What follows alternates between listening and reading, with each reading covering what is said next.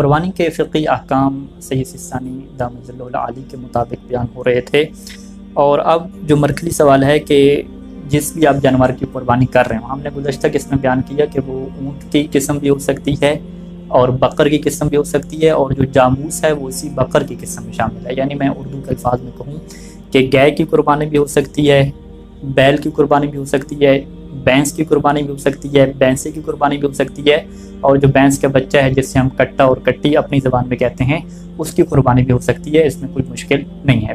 اسی طریقے سے بھیڑ اور بکری کی، دمبے کی، یہ بھی کیا قربانی ہو سکتی ہیں۔ اب یہاں پہ ایک بحث فقہا کے درمیان آتی ہے کہ کتنی جانور کی عمر ہونی چاہیے، کتنی اس کی ایج ہونی چاہیے، کتنے سالوں کا ہونا چاہیے۔ تو یہاں پہ سید سستانی نے احتیاط واجب لگائی ہے، یعنی انہوں نے کہا ہے کہ احتیاط کا تقاضا یہ ہے کہ عمر کے حساب سے آپ یہ دیکھیں کہ اگر وہ اونٹ ہے تو اس کی عمر کم از کم 5 سال ہونی چاہیے، 5 سال اس کے مکمل ہو چکے ہوں۔ اگر 5 سال سے تھوڑا ہوگا تو اس کی قربانی نہیں ہو سکتی۔ اور جہاں تک گائے کا، بھینس کے بچے کا، کٹے وغیرہ کا تعلق ہے، یا بکرے اور بکری کا تعلق ہے، تو اس میں 2 سال کم از کم پورے ہونے چاہیے۔ اگر 2 سال اس کے پورے نہیں ہیں تو اس کی قربانی نہیں ہو سکتی۔ اسی طریقے سے بھیڑ اور دمبے پہ آ جائیں تو وہاں پہ سید سستانی یہ فرماتے ہیں کہ 7 ماہ پورے ہونا اس کے ضروری ہیں، اگر 7 ماہ سے کم ہے تو اس کی قربانی بھی نہیں ہو سکتی۔ یہ عمر کے اعتبار سے ہے۔ اب اگلا ایک اور بحث آتی ہے فقہ کے اندر کہ کیا ایک انسان ایک ہی جانور ذبح کر سکتا ہے، یا بہت سارے لوگ مل کر جو ہے وہ ایک جانور میں حصہ ڈال لیں، جس سے ہم شراکت کہتے ہیں، یہ بھی کیا جائز ہے؟ تو روایات کے مطابق اور جو فقہاء نے فتویٰ دیا ہے کہ جو حج کی قربانی ہے اس میں شراکت کو کیا ہے وہ ممنوع قرار دیا جاتا ہے، جائز نہیں ہے، سوائے ایک چند شاذ و نادر صورتوں میں۔ لیکن جو مستحب قربانی ہے اس میں بہت سارے لوگ شریک ہو سکتے ہیں۔ اب اس میں شریک ہو سکتے ہیں، کتنے افراد شریک ہونے چاہیے؟ روایات میں 5 افراد کا بھی ذکر ہے، 7 افراد کا ذکر بھی ہے، 70 افراد کا بھی کیا ذکر ہے، اور سید سستانی دامت ظلہ العالی کے مطابق کوئی خاص عدد نہیں ہے، جتنے لوگ بھی شریک ہونا چاہیں سب کیا وہ شریک ہو سکتے ہیں۔ اور اسی طریقے سے جانور کون سا ہو، کیا فقط گائے میں شراکت جائز ہے، بھینس میں شراکت جائز ہے، اونٹ میں شراکت جائز ہے، کیا بھیڑ اور بکری میں شراکت نہیں ہو سکتی؟ نہیں، بھیڑ اور بکری میں بھی شراکت ہو سکتی ہے اور اس میں کوئی مشکل نہیں ہے۔ اور خصوصاً سید سستانی یہ فرماتے ہیں کہ جب جانوروں کی کمی ہو یا بہت مہنگے ہوں تو اس صورت میں شراکت کیا ہے ہر انسان کر سکتا ہے اور اس میں کوئی حرج نہیں ہے۔ جیسے کہ روایات میں بھی موجود ہے کہ صادق آل محمد سے کسی نے آ کے پوچھا تھا کہ جو ہے وہ جانور کافی مہنگے ہیں تو ہم کیا کریں؟ تو امام نے یہ فرمایا کہ فاجتمعوا واشتروا، کہ تم سب مل کر کیا ہے ایک اونٹ خرید لو۔ تو راوی نے کہا کہ اس کے اوپر بھی ہمارا کیا ہے پیسہ پورا نہیں ہوتا، تو اب ہم کیا کریں؟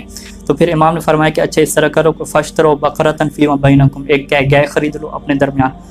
تو اس نے کہا کہ اس کو بھی کیا ہے لا تبلغ نفقتنا، یہاں پر بھی ہمارا خرچہ پورا نہیں ہو رہا۔ تو پھر امام نے فرمایا کہ فاجتمعوا فاشتروا فیما بینکم شاۃ، کہ تم اکٹھے ہو جاؤ اور مل کے ایک شاۃ یعنی ایک بکری وغیرہ خرید لو، اور بکرا یا بکری میں کیا ہے تم سب مل کے کیا ہے قربانی کرو۔ اور پھر امام سے جب اس راوی نے پوچھا کہ کیا یہ جو ہم ایک بکری خرید رہے ہیں تو تجزی عن 7 افراد سے کافی ہو جائے گی؟ تو امام نے فرمایا کہ نعم وعن 70، 7 کیا بلکہ 70 افراد سے بھی کیا ہو جائے گی، کافی ہو جائے گی۔ تو لہذا قربانی کا ثواب لینے کی خاطر جب قربانیاں مہنگی ہیں، افراد نہیں کر سکتے، تو یہ ایک بہترین طریقہ ہے کہ سب مل کر اسے خریدیں اور مل کر خرید کے کیا ہے اسے ادا کریں گے۔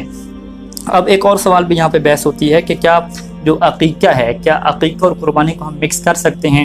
تو بالکل ایسا ممکن ہے کہ آپ قربانی کریں اور ساتھ ساتھ عقیقہ کی نیت بھی کر لیں، تو یہ دونوں کیا ثواب حاصل ہو جائیں گے۔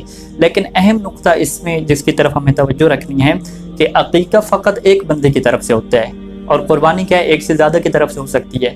تو لہٰذا اگر آپ قربانی کرنا چاہ رہے ہیں اور اس کے ساتھ عقیقہ کی نیت بھی کرنا چاہ رہے ہیں تو ضروری ہے کہ اس میں پھر شراکت نہ ہو، یعنی وہ ایک بندے کی طرف سے ہو۔ تو اب جس بندے کی طرف سے قربانی ہو رہی ہے اسی کی طرف سے کیا ہے عقیقہ کافی ہو جائے گا۔ ایسا نہیں ہے کہ آپ کہیں کہ قربانی تو میری طرف سے ہے اور جو عقیقہ ہے وہ بیٹی کی طرف سے ہو جائے، نہیں، ایسا نہیں ہو سکتا۔ آپ قربانی بھی بیٹی کی طرف سے کریں گے، عقیقے کی نیت بھی اسی کی طرف سے کریں گے اور کسی اور کو اس میں شریک نہیں کریں گے، تو یہ کافی ہو جائے گا، اس میں کیا کوئی مشکل نہیں ہے۔ اپنے مرحومین کو ثواب پہنچانے کی خاطر رجا اور امید کی نیت سے قربانی کی جا سکتی ہے اور زندہ افراد کی طرف سے قربانی کی جا سکتی ہے۔ روایات میں یہ موجود ہے کہ رسول خدا صلی اللہ علیہ وآلہ وسلم دو قربانیاں کرتے تھے، ایک اپنے لیے کرتے تھے اور ایک ان امت کے افراد کی طرف سے کہ جو قربانی نہیں خرید سکتے تھے۔ اور مولا امیر المومنین علیہ السلام کی یہ سنت تھی کہ وہ بھی دو قربانیاں کرتے تھے، ایک اپنی طرف سے اور ایک رسول خدا صلی اللہ علیہ وآلہ وسلم کی طرف سے۔ اور میں یہاں پہ مومن کے سامنے ایک مشورہ دینا چاہوں گا کہ جب بھی آپ قربانی کریں تو اپنے وقت کے امام کو اس میں ضرور شریک کریں، کیونکہ اس کی برکات ہیں اور اس کے بہت زیادہ اثرات ہیں۔ وصلی اللہ علی محمد و آلہ اجمعین۔